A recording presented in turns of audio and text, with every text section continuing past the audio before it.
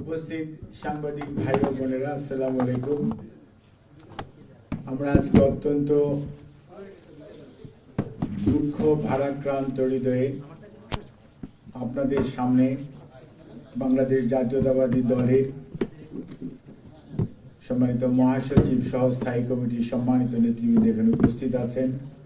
আমাদের সিনিয়র যুগ্ম মহাসচিব এবং যুগ্ম মহাসচিবগণের মধ্যেও রুহুল কবির রিজভী এবং হাবিবুন নবী খান সোহেল উপস্থিত আছেন।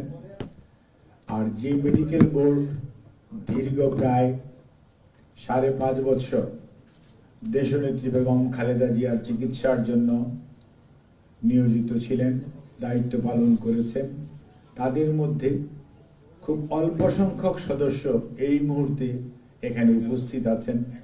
বেশিরভাগ সদস্য দেশের বাইরে, বিশেষ করে আমেরিকা এবং ইউকেতে, আর দেশের মধ্য থেকেও যারা দায়িত্ব পালন করেছেন তাদের মধ্যেও অনেকে এই মুহূর্তে উপস্থিত নেই।